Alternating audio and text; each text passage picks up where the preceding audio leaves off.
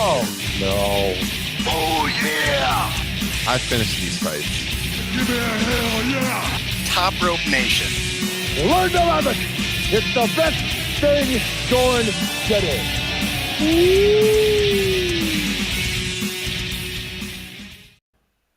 What's up, everybody? Welcome to episode 249 of Top Rope Nation. My name is Ryan Drosty. We got the gang all here. Justin Joint is on the line. Kyle Ross is here with us. Happy Cinco de Mayo. Fellas, did you have any good Mexican food today, Kyle Ross? Had a cheesy gordita crunch. Brought the value meal back at TV. And I'll tell you what, there was no wait at Taco Bell either in the drive-thru, which is unheard of. When we pulled up, we're like, they're going to say something so absurd, like we're out of beef, which happens at that Taco Bell sometimes. I was like, you're out of beef. But no, they had beef. It's not as good as cheesy gordita crunch.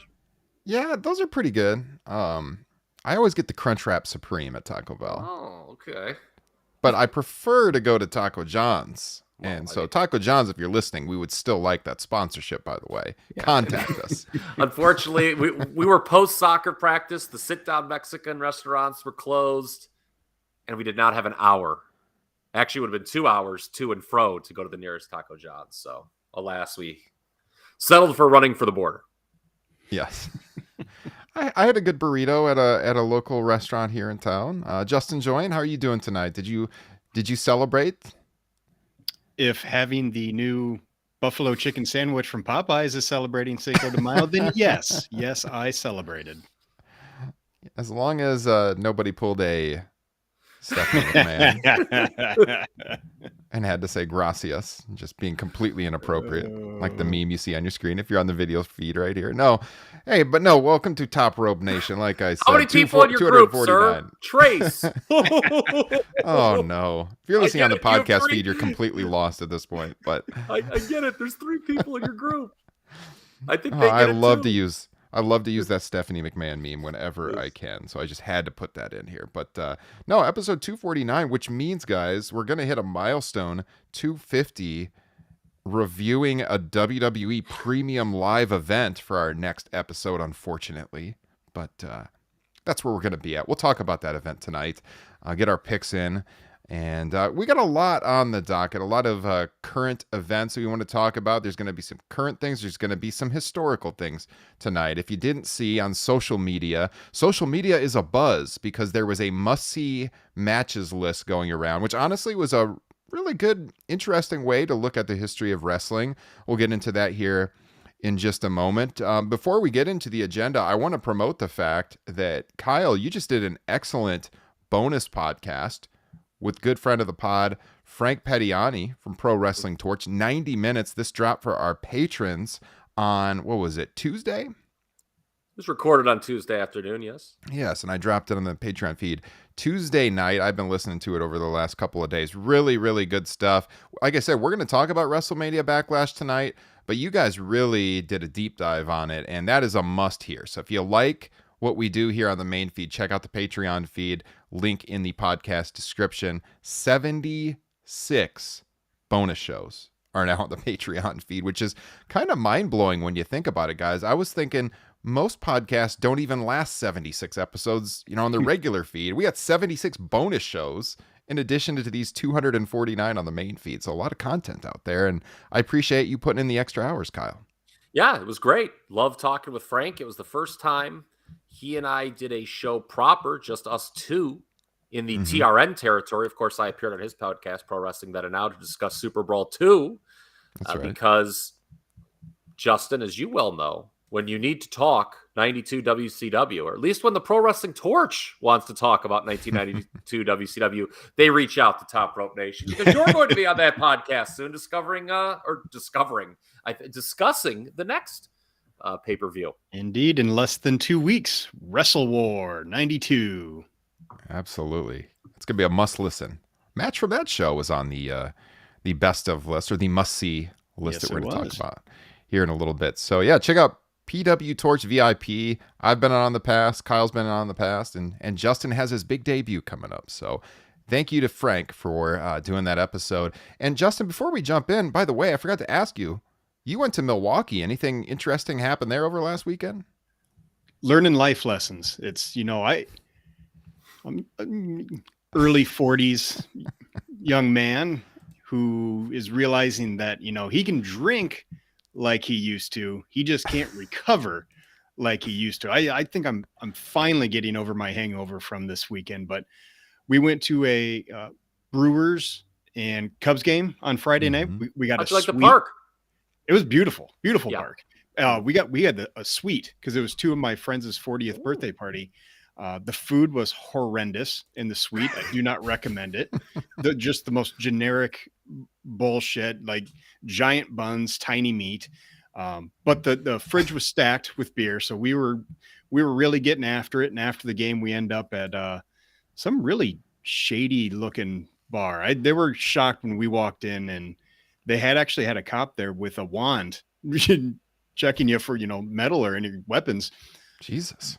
But I had enough in me at this point where I am not the type of person that will take a dare to do something dumb. But my buddy paid me $50 to let him squirt mustard into my mouth for 5 seconds and then swallow it. I almost Ralphed all over that bar. And then at the next bar we went to, he bought me a car bomb. I'm sure that went down good. 15 minutes later, I Irish goodbyed them. Oh, yeah. Life lessons. I was buying Tums the next morning. I'll tell you that.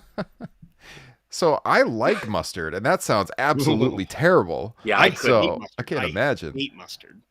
Oh, Milwaukee isn't a bad place. I had never been before.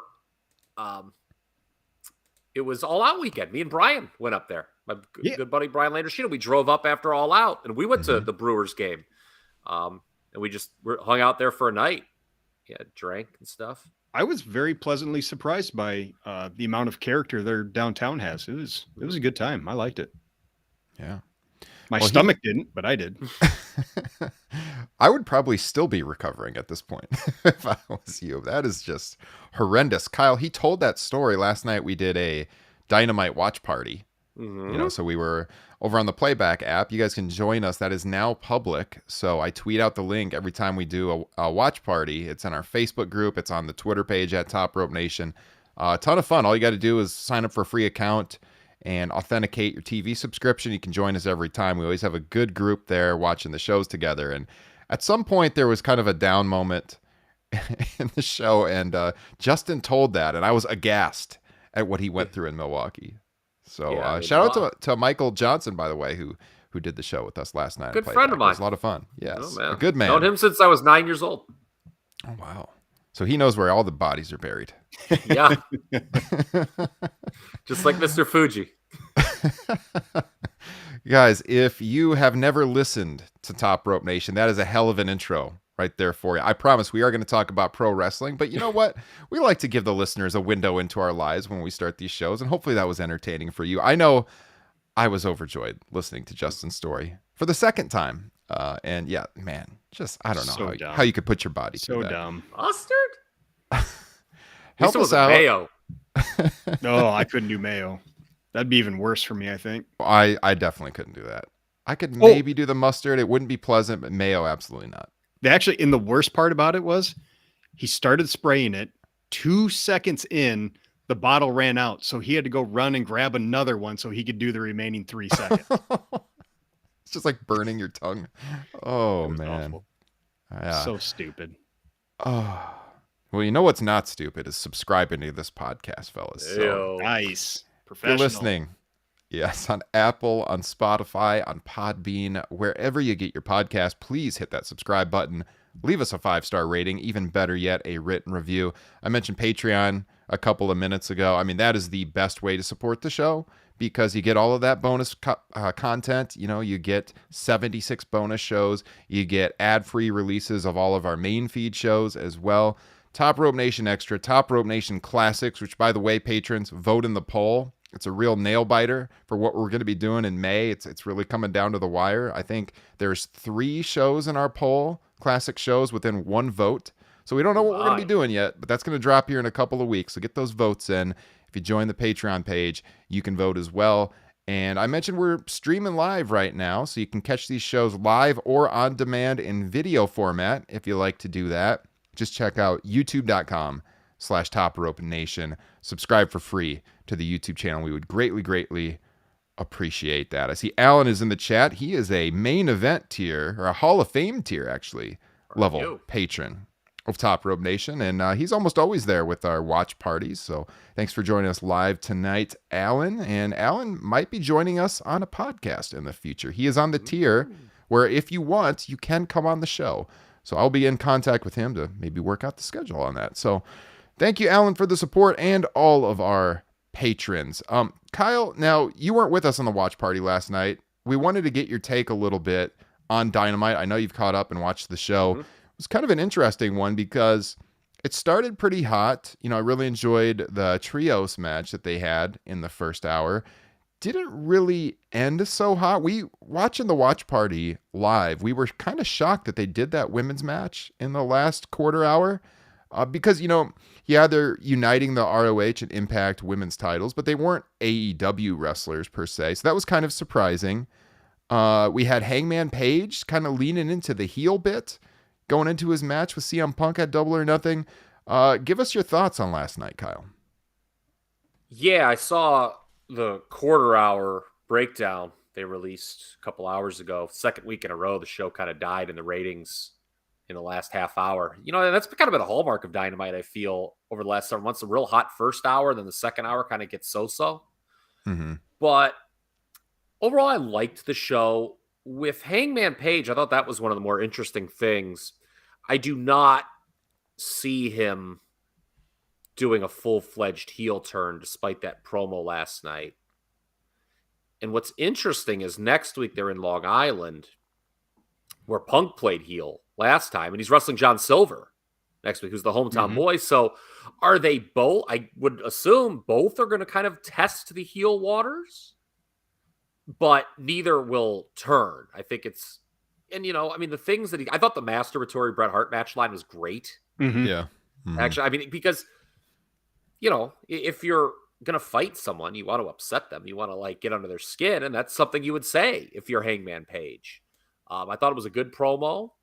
And it's funny, there are a lot of people making the case that Page should win since, you know, the three of us went on. I think we were unanimous that Punk should win. And I did the show with Liam too, like right before that, where he thought Punk should win. And I was like, man, I think everyone's just going to assume Punk's going to win this. And should be a hell of a match. I guess there's going to be a lot of drama when we're there on the strip watching that live together. But yeah, I thought it was a good promo. And again, though, I'm going to double down on what I said a few weeks ago when we first broke down this match, when it was obvious it was going to happen. If you have Page beat Punk, you are all in on Hangman Page. And the issue is I don't know what mountain is left for him to climb. You better have a hell of a run of contenders lined up for him, because you would have run through the top two guys you signed last year already, top three, including Adam Cole. The thing with the promo that just kind of, I don't know, I liked it, but it just felt like it was kind of out of left field when Punk's promo was all about like he's just going to fight until the wheels come off. He didn't like, it was very babyface, you know, last gunslinger kind of promo.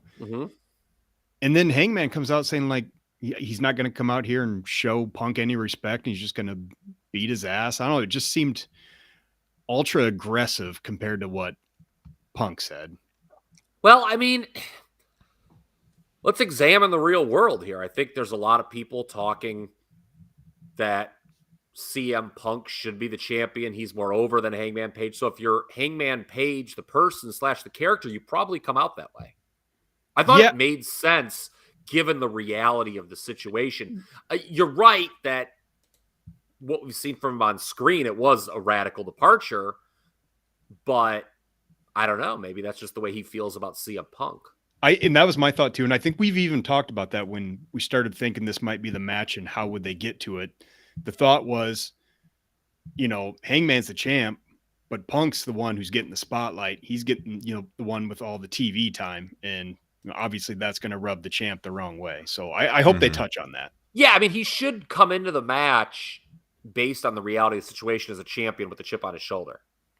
I mean, I wouldn't be surprised if Jim Ross in the opening moments of the match says something to the effect, my God, he might be the champion, but I think he's coming in here as the underdog. I mean, I wouldn't be surprised if he says something to that effect. And, it's an interesting match to make because you're risking Page getting booed, and you hope even if he is, there's no long-lasting effect there, because I would not turn him full-fledged heel. Unless if the crowd just turns against him in mass, which I don't think. There were still people cheering him at the end of that promo. Mm-hmm. Yeah, it was weird because at one point early in the promo, it sounded like he was getting a ton of cheers, and I was kind of wondering, I don't know if he should go down this road. But then the crowd started chanting CM Punk back at him, and then it was like, okay, yeah, this is the right move. It just kind of seems like he recognizes the dynamics of what he's walking into, and they do as well, obviously backstage. So I think making him kind of just pissed off overall. This guy's stealing the spotlight. He's been the world champion now for 7 months or so going into that show. I like that because it's not a full heel turn, but it's relatable. You can understand how this guy would be pissed off. He's gone through all these big names over the last 6-7 months, and yet here's CM Punk stealing all his thunder. And leading into it, I think will prevent the crowd from turning on him. I think if they ignored it, then they're fighting the audience. Yeah. And you do risk him losing the crowd. But even when he went after the guy wearing the Punk shirt in the crowd, yeah, that drew some negative reaction, but also drew a positive reaction because it was aggressive, and people like aggressive, shit-talking wrestlers. It's been that way for 25 years. So, no, I thought it was a good promo, and, obviously, I think I would still put over Punk, not just for the reason I laid out before, what do you do with Page? What mountain does he have left to climb? Ryan, as we're about to get into, you've got a major show coming up in Chicago that just sold out. I mean, Punk's going to be in the biggest match there probably, right? Right. You should probably have him be the AEW champion. Yeah. Yeah, we've had a lot of good discussion about this in our Facebook group, and people are all over the map on this, and honestly, that's such a good thing. This is when pro wrestling is at its best. You got a big pay-per-view show. You can't say for certain who's going to win. You can make an argument both ways, but yeah, I agree with you. I would have him walk in. It's like the homecoming as world champion. Yeah, he could win it at All Out if it's in Chicago again, which I believe is the plan still. That's also kind of predictable, though. If he goes in challenging at All Out, everyone's going to expect him to win there. Well, then everyone's going to turn on Page. Yeah. Too. So yeah. I don't know. I would just have him. I think it would be a neat story if he, a year after he debuted, he's returns as the champion. And also if he loses, and we talked about this too, I don't know what you do with CM Punk. Right. I don't think he has to have a long reign, but he's so hot right now. And, he's an older guy. Who knows how long he's going to wrestle. I feel like you got to capitalize on it right now. Mm-hmm. Hangman's a young guy. He's got a long time to go. He can get his win back over Punk eventually. And like you said, it gives him that mountain to climb. And what do you guys think about just going Page to Punk? There are some people who would probably argue, well, they could have done a heel transition champ there with MJF. But I just feel that would be very obvious and wouldn't get enough heat because people are like, oh, well, this is just a and you certainly don't want to have MJF's first run be a blatant transition run. Yeah, right. No, I agree completely. Plus, I mean, this feels like a big match that I think everybody wants. Yeah, to see absolutely anyways. It does. And like Ryan said, there's a lot of uncertainty over who's going to win. Yeah. There's not any uncertainty over the ability of the Forbidden Door to draw, however. Who could have ever, especially a media member, how could you ever expect that show would not sell out instantly? I mean, it was an obvious sellout from the beginning. Now, yes, we know that they are not, because I saw some people, acting like they were so smart. They're not selling out the full capacity of the United Center, correct? It's blocked off by the entranceway. They can always open up more sections, which they have done in the past too. I think they did that maybe for Rampage. I saw a discussion. I don't want to name names, but there was somebody who's like, "Well, the United Center holds this. That's its true capacity." But for a wrestling show, you can't sell it because of, the stage. I mean, even like WWE in its heyday, I mean, trust me, I remember I was at a Raw once when I was getting a little close to that Titantron. Wasn't great, but I mean, you're not going to you don't put people behind the stage. Right. So you're never going to do a true sellout like what, Michael Jeffrey Jordan and company might have done those many years ago. They do have at the United Center standing room at the very top. I don't know if people would buy it's such a big building. Have you guys been in the United Center? No. Mm-mm. I mean, it is cavernous. It is huge. So I mean, yeah, those 300 level seats at the top, they are very far away. I've sat up there once for a Bulls game, and it was pretty far away. So, and at the very top of the 300 level, they have standing room. So like Bulls playoff games, they would open that up in particular for attendance. Yeah, they can get with standing room for a basketball game. They get 23,000 people in there. That and the Greensboro Coliseum are like neck and neck for the biggest capacity building in the country. And to your point, Kyle, about they're not opening up the whole thing. They're not going to do that anywhere. So this is the most people you could get in for an arena show in the country. And it sold out the pre-sale in 40 minutes? Something like that. It was... I went on there 35, 40 minutes after they went on sale. I completely forgot there was a pre-sale today. And I was thinking about the general on sale. And yeah, you couldn't pull anything. I pulled up a few scattered 300 level seats way at the top 35 minutes into the pre-sale, but that was it. So I don't know if I'm hoping to go. I'll have to get tickets another way. But yeah, I mean, there's the general on sale tomorrow, but it doesn't look like they held back too many tickets at all. I think, 2,000 or something, Meltzer said?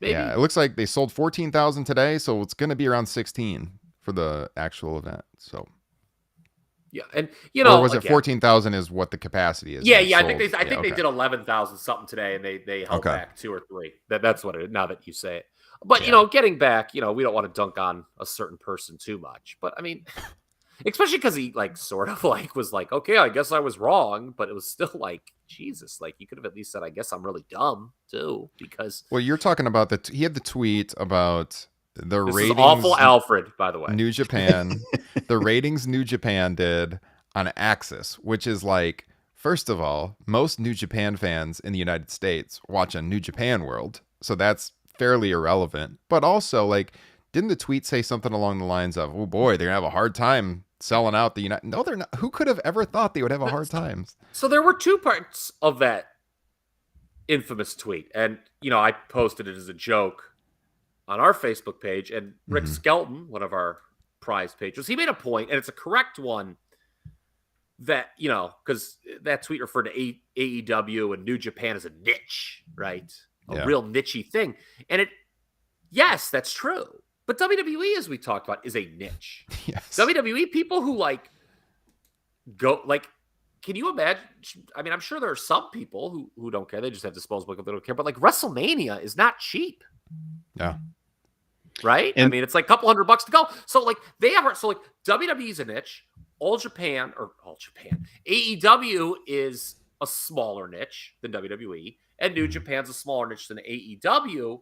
But as we discussed ad nauseum a couple weeks ago, just because it's a niche doesn't mean it's not a big time thing. They sold out this building in record time. It's something that people want to say. And by the way, that comes on the heels of $1 million gate they're doing in Vegas for Double or Nothing.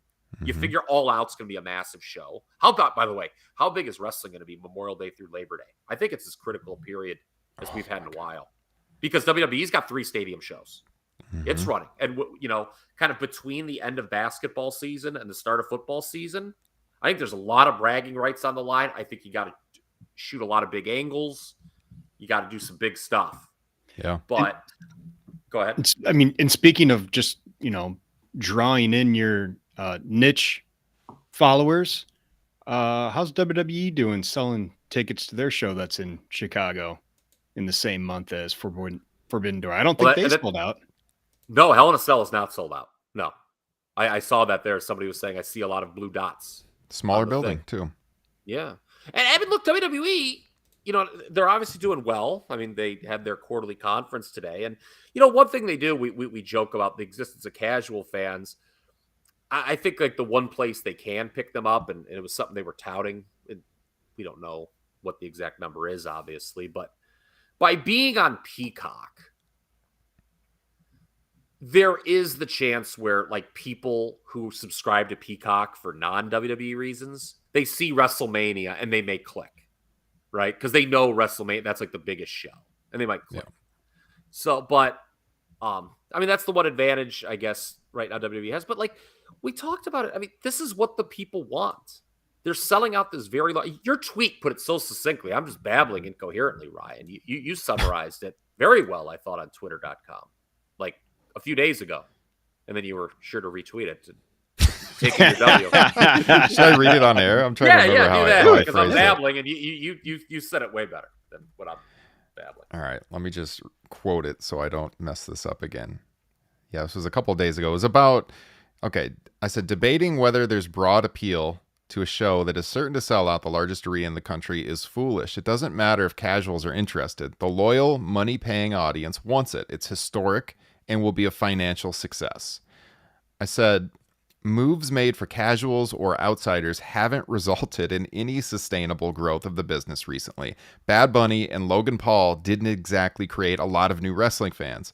Book for your paying audience. A consistently good product attracts new eyes in the long run. End point. And something that I think Rick said in his Facebook comment was, it's all about monetizing your niche. And AEW does a phenomenal job of that. I remember like Liam, when last time he and I did Extra, he talked about the conversion rate that AEW has. People who watch the TV to buy the pay-per-view. It's a tremendous conversion rate. So, I mean, I think a lot of these people, the Alfreds, the Eric Bischoffs, the, whomevers, these guys are still stuck in that late 90s, early aughts mindset of what booking for a hardcore audience might mean. Right? Mm-hmm. Like ECW, I don't know what, I don't have that number off. I don't know what their biggest crowd was in its history, but AEW's beaten it like a ton. I mean, they've never, AEW or ECW never did a show like, they could never sell at the United Center. Never came close. And in this era, you can do that. You can be that. You can be niche, but be very successful. And that's what AEW is. ECW's largest attendance, from what I'm seeing, was Anarchy Rules 99 in Villa Park, Illinois, with around 6,000 people. So there's a lot of dynamites that have broken that. Yeah. I mean, it helps being on national television. I mean, ECW, by the time it hit national television, quite frankly, was not a great product at that point. I mean, they were several years past their peak. But, yeah, I just think that's what those Bischoff, they just think about it. That, am I okay? I saw in the chat, are you okay? Bye. I don't know. Was it me? That's a weird one. I don't know. Yeah, that threw me off there in the chat. Kevin Davis, we are okay, sir. It was back to that. Is my house on fire behind me? What is happening? Yeah, I don't know. Was it the rambling? But no, I just think that again, we were joking. How is this show not it's what the people want? It's sold out in 40 minutes plus, a day. I'm sure tomorrow all the allotments gone in another 40 minutes. Big business, $1 million gate, a tip of the cap. Yeah. To AEW. Absolutely. Let's touch on WrestleMania Backlash to shift gears. All right. Show that we are not nearly as excited about. Yeah. So as I said at the beginning of the pod, you and Frank previewed this. It's on the Patreon feed. It's a must listen. If you want a lot of details on the show, listen to that one. You guys had great discussions on the state of creative going into this show, all of the rematches from WrestleMania, which, look, it's called WrestleMania Backlash. You can expect that, but there's sure a lot of rematches on this show. I don't think there's ever been a higher percentage of rematches on a Backlash, because I saw, the usual suspects. Don't people get it? That's the concept of the show. And yes, there have been high-profile WrestleMania rematches at Backlash before, but 4 of the 6 matches on a card? That's 67. I don't think there's been that high. And I was going through the history just in my head. I don't know if either of you guys want to pull Wikipedia up or have it up handy. The show isn't really as defined by WrestleMania rematches as much as you think. There was the WrestleMania 23-way was rematched.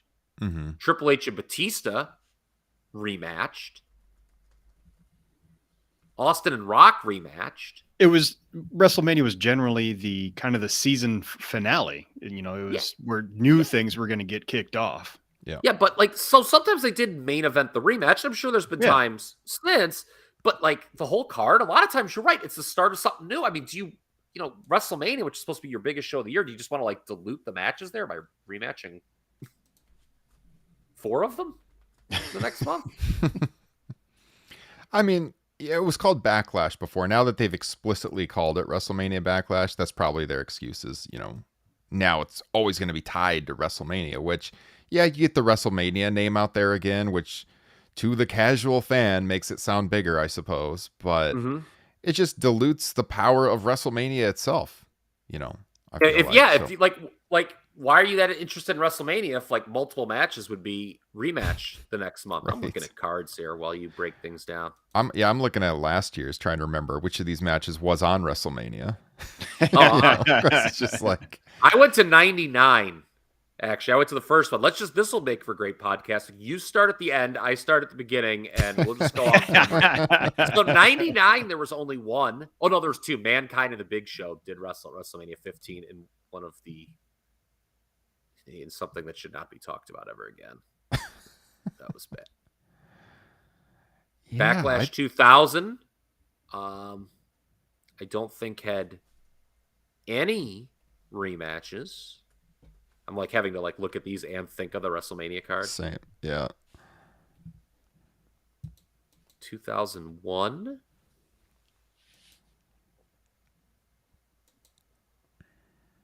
And I think Regal and Jericho might have been a rematch. Benoit and Angle. So we had a few there. 2. 2001. 2002.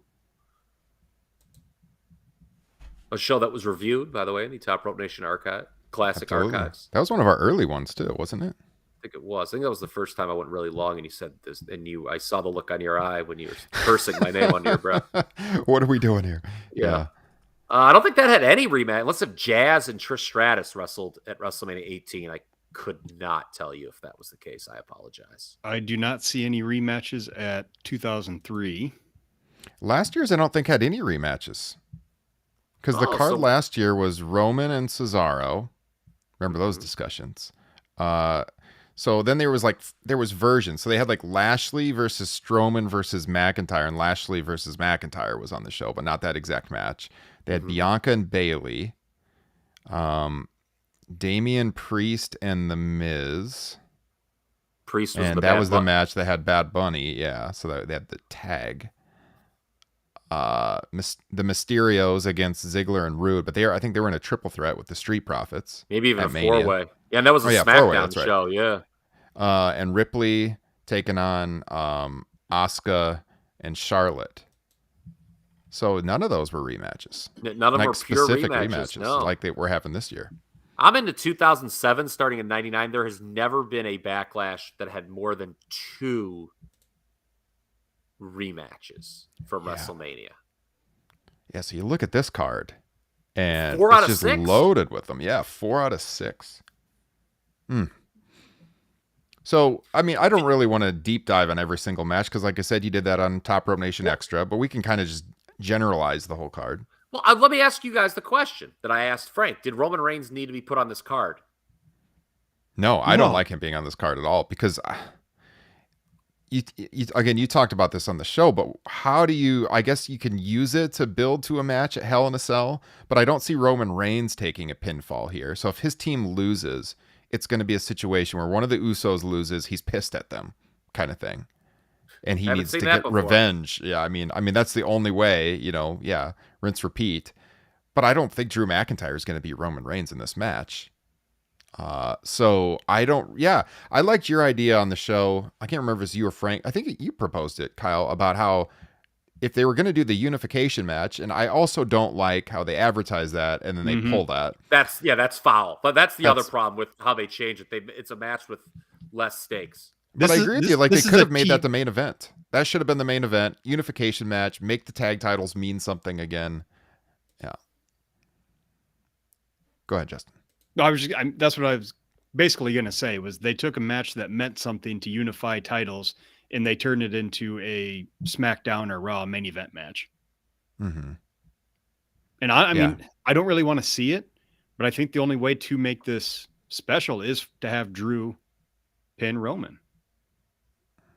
That would be Roman's first pinfall loss, though. Are they going to do that in a 6-man tag? I know, it just seems like a waste. I don't know. Like, sure we got seems someone like in the chat something saying they the would same do, thing.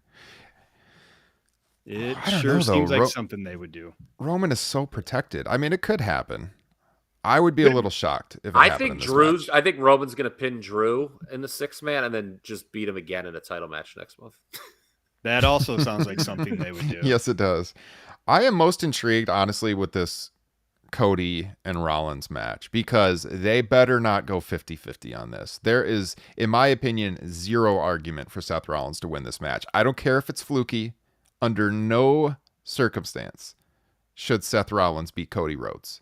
I mean, that would absolutely reek of WWE booking, and it would be the total problem with this company's booking over the last how many years, just symbolized perfectly. I mean, Cody comes in so hot.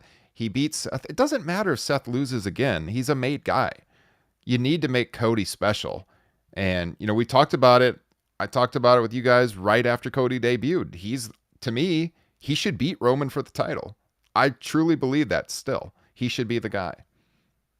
I think they got to legitimize him. We all agreed that Cody should work Roman by SummerSlam at the latest. And if you look at the trajectory of the pay-per-view schedule, they could maybe do it at Money in the Bank because it's a stadium show in Vegas. But I mean, they're not going to do it at Hell in a Cell.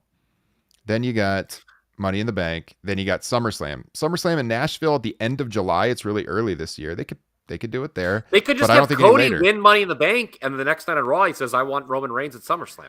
Perfect.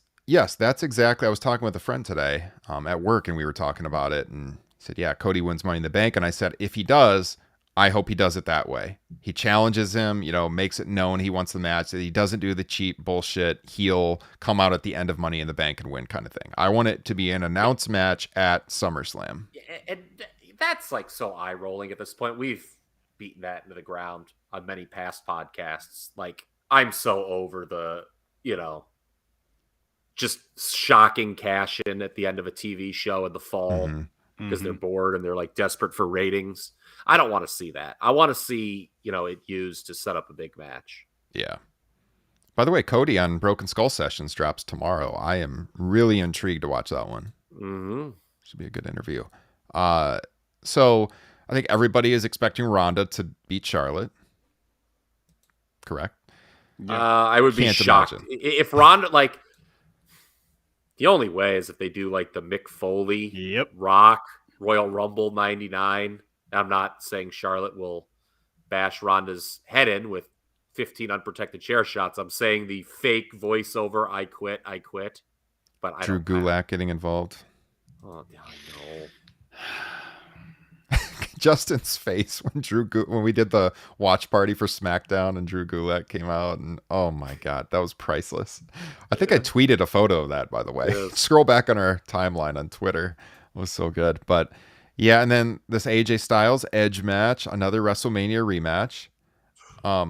You had the thing with Finn Balor on Raw, teasing the Bullet Club history. They both been in the Bullet Club, I should say, not at the same time, but they kind of, AJ took over as the leader after Finn left. Did the Too Sweet and everything. Did I hear correctly? Did they remove that from the YouTube video? I heard they did. Unbelievable. They talk about the No Fun League. This freaking WWE. Why would you remove that? So that's interesting because it would be, you talk about things that are so WWE. Them teasing that only to have Balor turn heel on AJ is vintage WWE. And on that note, what is really foul that WWE keeps doing? They did it again on Monday. Is they tease these Hurt Business reunions, which everyone thought breaking that group up was just total shite. Yeah. But they just now they're like, oh, maybe look at and then they just have Alexander or Benjamin get their ass kicked for heat. and they don't reunite. They're just like, no, they're jobbers. And what's funny is Lashley has now kicked their asses as a heel and as a baby face. I mean, this is truly remarkable. This company. Yeah. I mean, you guys talked about an extra a lot. Edge's group is just not connecting right now. It is not. Dude, his promo, I mean, you knew it was death when he, like I said, he starts insulting the local sports teams. Like, that's when you know you're just desperate for a reaction. Yeah. Like, yeah. and he's got his promos shouldn't be like that, right? They're supposed to be so cerebral. Mm-hmm. And like, over the top and evil. And, he's like, oh yeah, I mean, Judgment Day, we're going to tear out your souls. And then, and the Penguins suck. Doesn't fit. Did I imagine if Jake Roberts in the middle of, ripping on Randy Savage was like, the Tampa Bay Bucks stink. It'd be stupid. Yeah. They're really piping in the crowd noise for him too, aren't they? Edge? Yes. Yeah. The most flagrant pipe in, I don't know if you guys caught this, it was on Botchamania. Lashley and Omos for their arm wrestling. Did you see that? Like, yes. They're ready. So Omos comes out and they're standing face to face, and there's just this blatant seagull effect where it's like the most loud cheer you've ever heard in your life. You would have thought Hulk Hogan just body slammed Andre the Giant by this reaction they piped in. And you could clearly tell, it's so funny, they piped it in at the time, you can clearly tell the audience is sitting down. No one's mouth is open. That's bad. Go ahead. I was just going to say, it really looked like somebody fell asleep at the controls and like slipped on the volume butt knob. I was also, I don't like to point fingers at anybody unless I think it's deserved, but I was very disappointed in Lance Storm in some of his recent comments when he was like, only people that hate the WWE notice that stuff. No, that's wrong. Like, the guy who writes the big newsletter at that website, Lance, I don't know if you want to talk to him or you ever do. He used to like go crazy about, like, back in the 80s with WWE's piped in noise, and they were so much more sly about it back then. Yeah. Like, now it's just awful. It's so obvious. Yeah. I mean, look, I like Edge a lot. To get back to this match, I've always kind of defended him on this podcast. Like, we've had some criticisms and stuff, but this group is just not working. When they first formed it, I think I talked about it on our WrestleMania review. I was into it because it's like, all right, at least it gives Damian Priest something. He gets the rub from a legend here, maybe, but it's just not working. He's like, hairs all over the place. Yeah. It's very bad. I think a lot of these wrestlers, I hate to sound like a dick, I think they have really lousy tastes in TV shows and music and movies. I just don't know how else to explain it. Why would you behave that way on television? And Edge is a guy, they give him the keys to the car. They're not like scripting all that for him, and like he's just like, oh yeah, I'll just read this shitty verbiage. No, he's involved. He's involved in creative. Yeah, it's shocking that Judgment Day is the best name they could come up with. I'm surprised they didn't axe it just because they had a pay-per-view called that. Yeah, it was In Your House Breakdown. Did that get was that the second pick or what? Good friends, better enemies. Armageddon. Oh man, yeah, it does seem very much hinted at, and like if you've watched WWE for any long period of time, it seems very telegraphed that Balor would turn on Styles and join the group just because of the otherwise, what history. is Finn Balor doing? I don't know that it's going to happen at this show. I mean, this match reeks of AJ getting the win back. This is just 50-50 right here. But I think if they do this alliance with Finn for a little bit, it's just going to be Finn turning and joining the group. That seems pretty natural. I don't think, Happy Corbin and Madcap Moss, Kyle. It's one of 6 pay-per-view matches. This is one of those things where we talk about on the show a lot over the years how, and you've always been, ever since we started this pod almost 6 years ago, Kyle, you've always been very vocal on, look, not everybody has to be world champion. Not everybody has to be a main eventer. And it's so true. There's a slot for you in the mid card, the upper mid card. You can thrive in that role. And Baron Corbin and Riddick Moss notice I use those names, are two guys that could absolutely thrive in that role. But these characters are so freaking awful. I do not understand how anyone can sit in a creative meeting and think that that's a good idea to call these guys that. If you just like substitute the different names for the match and just looking at the card, it would look so much better with the other names. Happy Corbin, Madcap Moss. And Madcap Moss has been another guy who's been getting the old Thunderdome board treatment a lot. There were a lot of smart people on who were like, man, these people are really reacting to Madcap Moss. The crowd really loves Madcap Moss as a babyface. And I'm sitting there, I'm like, motherfucker, nobody in the crowd has their mouth open or is doing anything. Don't you think he's pretty good, though? I mean, like, he could be a good, solid act. He's a good athlete. I mean, that match he had with Drew was okay. The one where he did, almost kill himself. But, I thought it was hilarious that people thought, oh, the crowd's really taking him as a babyface. Well, he does have a lot of potential. Kevin Dunn's right finger was taking to him as a babyface, I think. But he has potential to have a solid career, but he needs to be repackaged immediately before he becomes so associated with this role that nobody can think of anything else for the rest of his career. So all I know is that it'll never get better for Baron Corbin than when he looked like I looked on Friday night. Basically passed out with mustard all over my shirt. That's what's going to happen. Moss is going to beat him. He's going to pull out the mustard and just start spraying it all over his face. That's what should happen. Yeah. All right. And then I think we're all pretty shocked that Omos is still around. And working Lashley here. Is he going to get the win? Hope not. I think he is. I mean, why? I mean, you can't keep him around after the loss, have MVP be his manager, and then have him lose again? Like I said, there's a lot of holes in this book. I mean, to me, if you were going to do this storyline with MVP turning on Lashley, MVP should have cost Lashley the match at WrestleMania.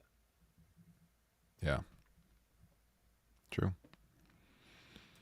So we might have more matches announced. As it stands right now, we've got 6 matches scheduled. There will be. I mean, 6 is a low number for even a WWE pay-per-view. I mean, the Raw women's division's got nothing. That 6-man, they could still like add title consequences to that on SmackDown too. I mean, that could change. Yeah. Maybe you'll get lucky, Kyle, and they'll just have these 6 matches, but they'll all be 30 minutes. Oh no. Oh God. No, I mean, that's the thing, too, like, why I think they're going to add, because none of these Edge and AJ, good God. That's an hour. Pencil that in for an hour. But, like, all the other matches don't scream long. Cody and Seth, I guess they could get time. If they're going to top their trilogy, the end of the trilogy match. So, yeah, I mean, that's 2 matches that get a lot. And the 6-man, I guess, could get a lot of time, Yeah.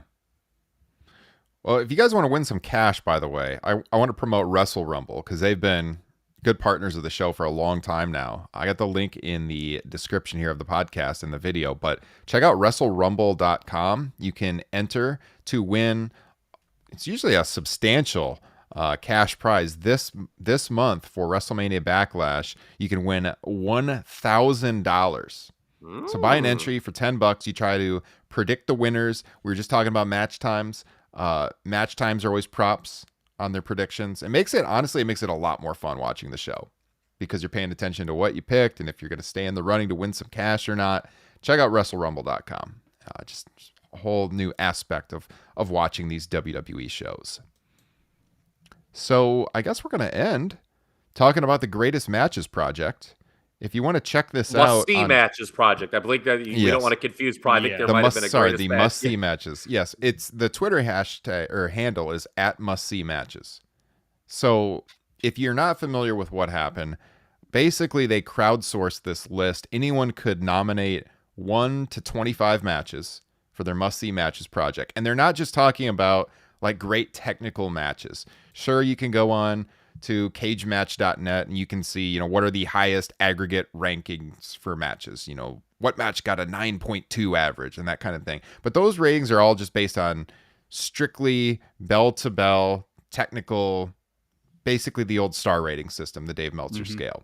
This is must-see matches. So it takes into account everything. Just according to the fans, what are the must-see match, the greatest must-see matches of all time? And honestly, when you look at this is probably the best way to put together a list like this if you want to hand to someone and say, these are the most important matches to watch, because we talk about Dave's star ratings all the time. Again, it's one guy's opinion. But here, if you take into account every factor, and then you make that, you averages the list, I think it's ranked based on the percentage of ballots that the matches, occurred on. For the most part, it's right on. I do have a couple things about the list that we'll talk about here where I think it maybe got it a little bit wrong. But overall, I mean, this is a solid list. So the original ranking was the top 104 must-see matches of all time. But they also released the full spreadsheet so you can see like everything that was nominated. So, yeah. Well, and to be fair, most of the matches that were high are matches that Meltzer ranked high, or you'd find high for the most part. match. Yeah. Yeah. I mean, it's not like everything though. No. I mean, but you look at the top, there's a lot of familiar names. It's the matches that, I would think would be up there. And, it's not, again, it's not, there's a lot of 90s All Japan on there. There's, AEW, there's a lot of New Japan from the past decade. So it's not, like the most casual of but there's other, you're right. Like Hogan and Andre's on there. Right? Yeah. That was the first one I sought out to see if it was on here, to see if I thought they got the, must see matches correct. Cause that's by no means, that's a negative star match, but it was exactly what it was supposed to be. And obviously like a giant moment in wrestling history. I mean, if you look at, the top 5 or so matches on this list, top 10, I think we've pretty much talked about all of them at some point during this podcast history. I mean, the number one, it was on 32% of the ballots, Bret and Austin for Mania 13. You got, now I was surprised it ranked as 2. Yeah, it's a good match. I was surprised how high it ranked, but number 2 is Okada and Shibata. This is I loved it. I absolutely love that. The famous headbutt match. Yes. Right? So I don't know if we want to look at this up, or I think that did win in 2017 at the Voices of Wrestling poll, the match of the year. Yeah, it's a great over match. Omega and Okada. And that made me smile at the time, because I think if there's any New Japan match that kind of called back to I'm going to sound like a fucking Neanderthal when I say this, the manliness of All Japan, 90s All Japan, it was that one more than any New Japan match. But you think of the qualifications for this list, must-see matches. It's also a must-see match because of what happened afterwards. Well, yes. Actually, do you know what's funny? It's that kind of makes me like, do I want to watch this again?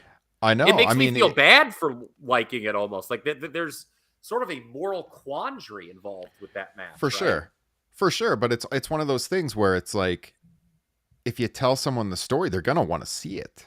It's like a car crash, okay, so he does these legit headbutts, which he had, done forever. But he breaks Shibata. He cuts himself with the headbutt hard way. He starts bleeding. And yeah, I mean, after the match, he had a brain bleed and he didn't wrestle again until a couple of months ago, late last year, wasn't it? So I think he's had 2 matches since then. But everyone thought his career was over, and he was gone for over 4 years. So yeah, that was number 2. We've got Guerrero and Mysterio, number 3 overall, which, again, it is a must-see match. I watched it live on pay-per-view, Havoc 97 at the time. And it was one of those things where at that point in time, everybody was watching pro wrestling at school. Everybody talked about that match. It's one of the most iconic matches of the 90s. Number 3 overall. Maybe surprised me it's that high, but I can't argue against it, though. I mean, it is like a generational match. It's the best WCW match of the 90s. Yeah. You get that All Japan tag from 95 with Kobashi and Misawa and Taue and Kawada. Of course, great match. Kyle, you've talked about that one numerous times on the pod. Brett and Owen for Mania 10, Punk and Cena for Money in the Bank. So, I mean, yeah, down the line, it's pretty much right on. You even have a TNA match, which is by far, I agree, the best TNA match of all time, the triple threat from Unbreakable 05 with Joe and Styles and Daniels. So, yeah. It's a solid list. The one thing that stood out to me that I was definitely surprised about, because I was looking at, okay, which of the matches I've seen live made the top 104. Yeah, I So looked that up too. yep. So I immediately started looking up AEW, and I was shocked that Orange Cassidy and Pac made the Yeah. list So for was I. Revolution 2020, because the cage match from last fall's All Out is not in the top 104. Nope. Oh, okay. Sorry. Yeah. It's on. Yeah, it's on the list. It's on it. It's later. It's Right, not in the yeah. top 104. This is Cassidy and Pac is tied for 79th, and I'm like, that should not be that high. I was there at the show, and it was Cassidy's first match in AEW. He got a massive reaction from the crowd. The crowd was super into him. It was a fun match for sure. I can't make the argument it's one of the top 100 must-see matches of all time, and I was there. No, I was stunned by it. You know, you're going to have this based on who's voting in this. It's going to be an audience that skews younger than us, probably is the average age. And like, you know, we love AEW, but it's kind of crazy. And older matches are represented on this list, but it's crazy that there's more AEW matches on the list than like the AWA, Mid-South, and World Class combined. Yeah. And again, if you're going to the must-see concept, like, and you want to show someone the history of the wrestling industry, you know, all the different kinds that have persisted, I don't know if you want to be so heavy on the last couple of years.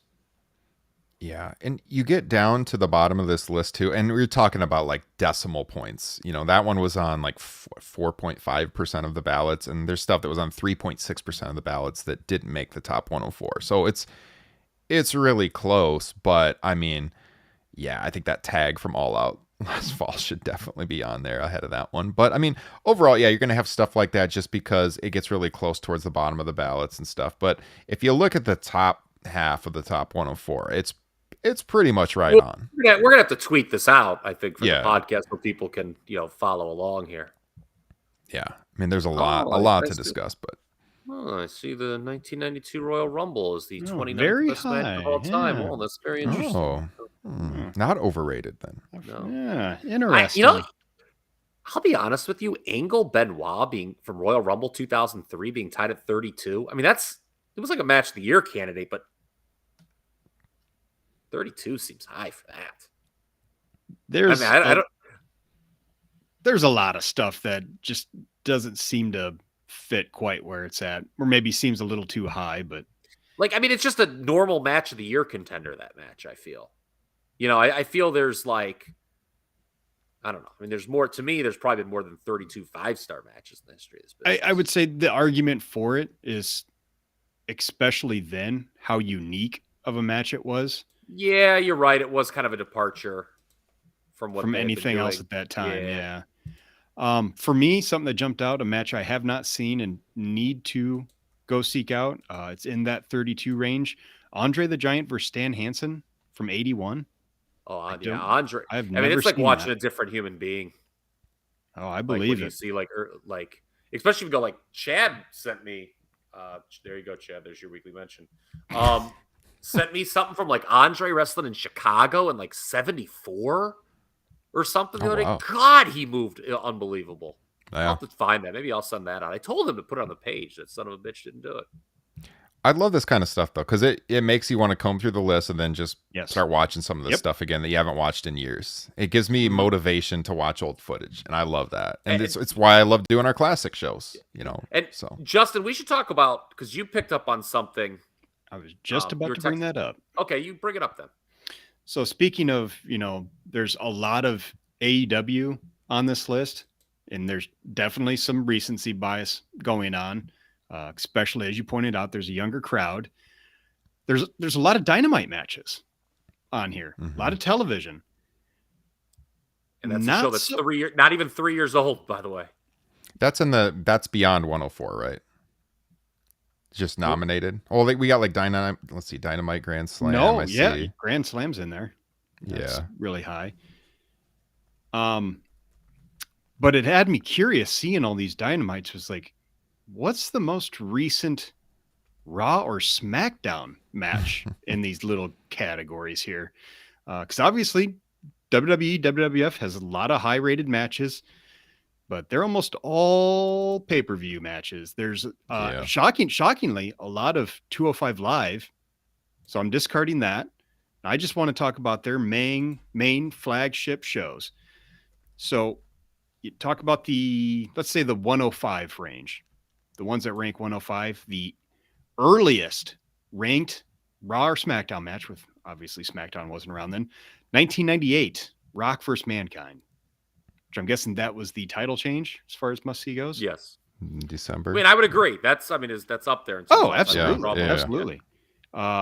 In the 132 range, 2007 was the most recent Raw or SmackDown match, Cena and HBK. I'm guessing that was the one from England. Yeah. Yes. What was the date on it? I'm trying to play catch up. I'm sorting the chart. I all I wrote down was the year, unfortunately. It's got to be if it was 2000.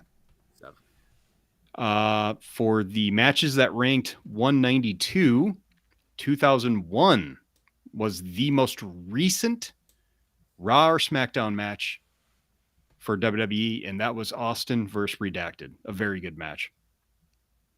Yeah. That so was this is what triggered me looking into this, because then I'm looking at the 345 range, the 345 ranking, which includes almost 700 matches.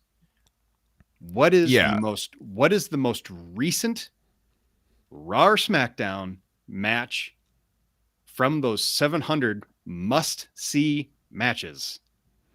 Well, to be fair, the list is 104. So they opened it up to see everything nominated. So what you're getting into, is stuff that was even nominated, and it's so far down the list.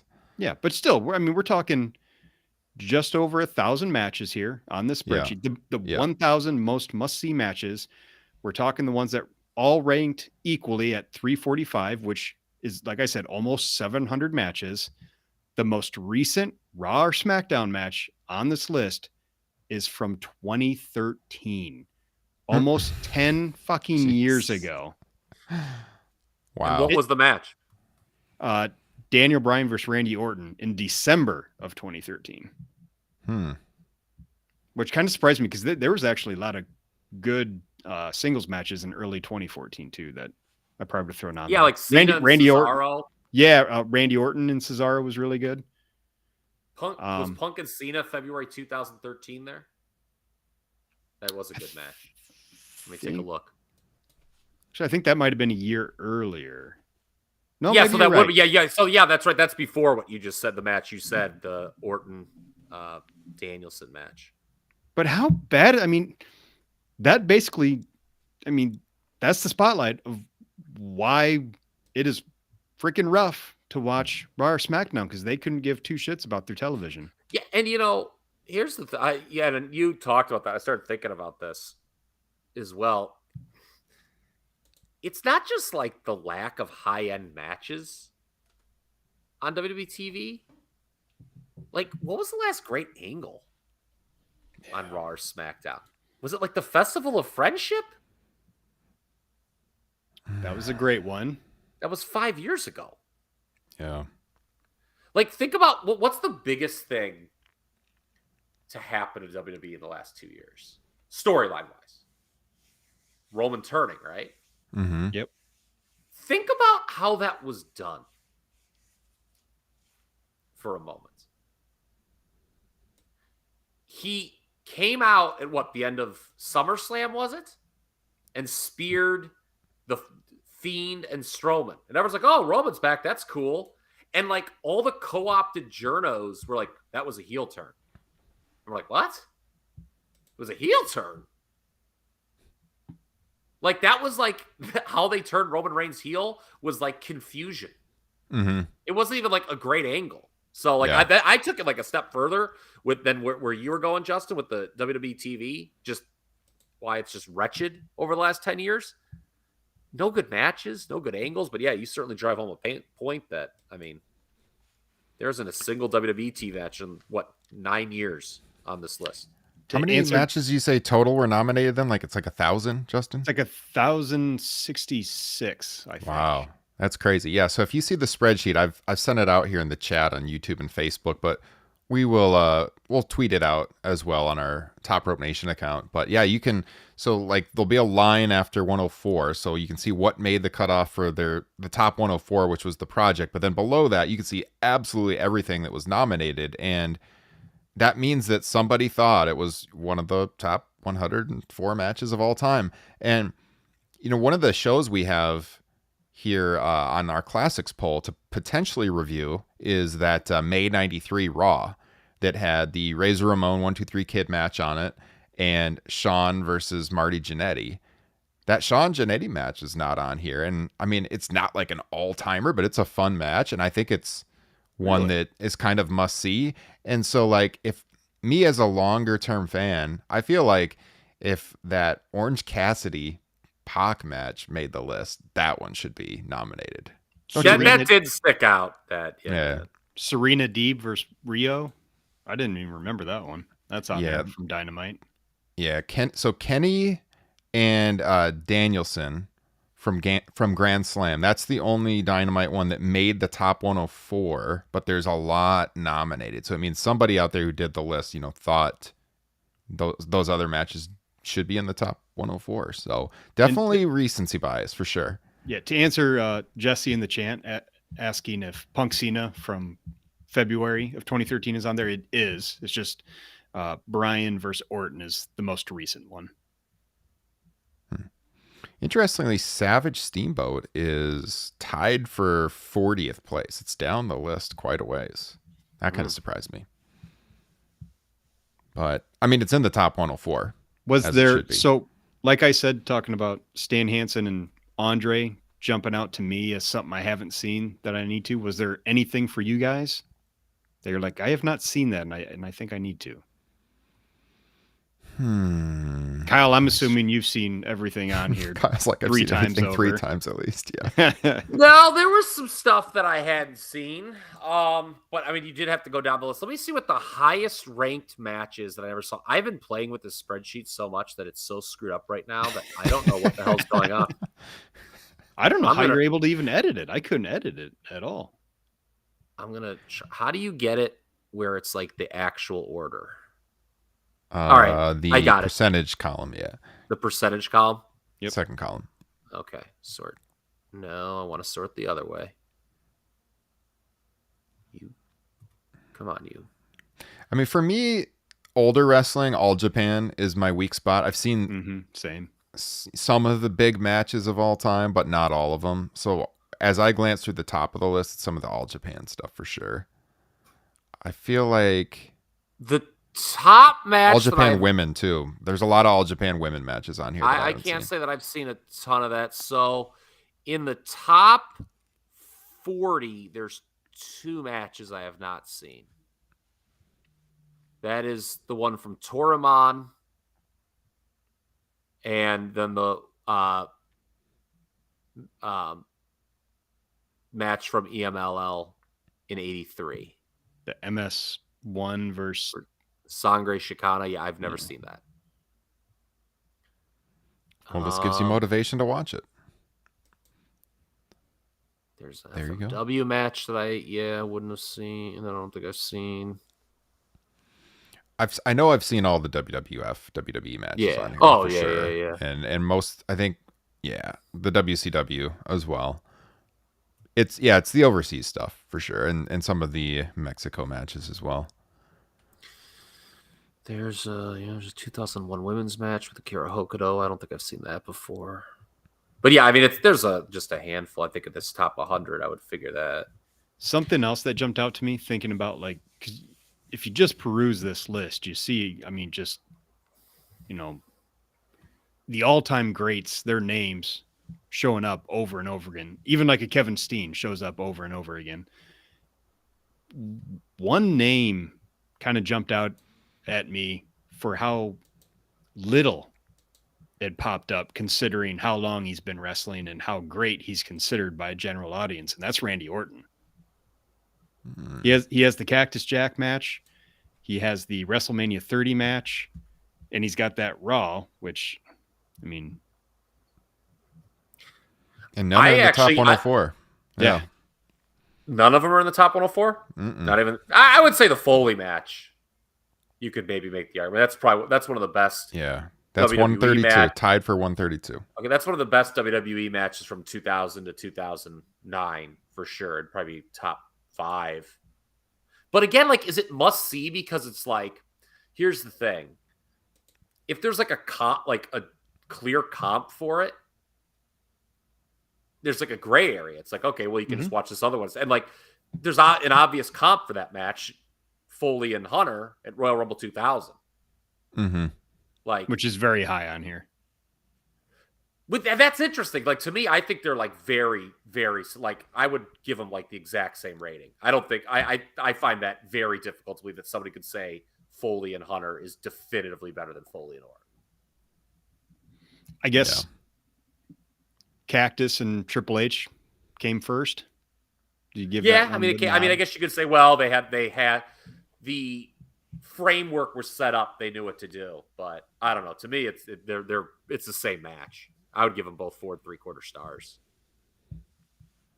Speaking of which, we'll be taught there is a new list being shown to the Facebook group tomorrow that will be published at 6 a.m. Eastern. So by the time most of you heard this podcast, I know how to schedule those posts now, Ryan. You taught me so well. Trained you well. And the Cactus Jack Randy Orton match will be on there. As I am taking a look at the best matches to take place at the WWE pay-per-view directly after WrestleMania. Yeah. Kyle has been doing a ton of great written content over in the Facebook group. So if you're not in it, Top Rope Nation Pro Wrestling Discussion, link in the podcast description. By the way, I got to put those lists. I said I was going to put them up on Patreon because some of our patrons may not be on Facebook. So I am going to post those on our Patreon page as well. I'll probably do that tonight, the ones you've published so far. Yeah, and then we also had Best of May matches, too. Yeah. Just WWF, WCW. It's funny, up high I saw there's a couple All Japan matches that would certainly rank high in the all-time May list, but that wasn't going to be up for classics, so they weren't in there. Yeah. So we should know in the next few days what we're going to do on Top Rope Nation Classics, by the way, and we will probably record that in like 2 weeks because we got to do it before the Vegas trip. So that's on the agenda coming out soon. Probably have at least one more Top Rope extra this month. All those dropping exclusively on the Patreon page. And like I said, we are going to review Backlash, WrestleMania Backlash, either Sunday night or Monday morning. We haven't decided for sure, but there will be a review dropping. We'll stream it live on video when we record it. So make sure you subscribed on YouTube so you get an alert when we go live. We'll, of course, update you in the Facebook group and on Twitter as well.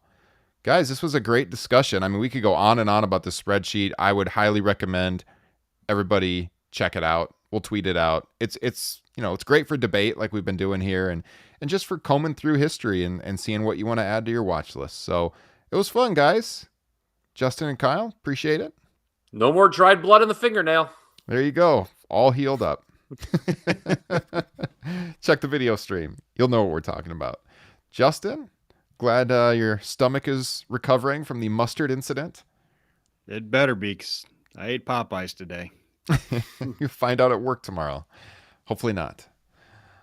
All right, boys and girls. This has been episode 249 of Top Rope Nation. We'll be back with 250 following WrestleMania Backlash. Thank you for your continued support.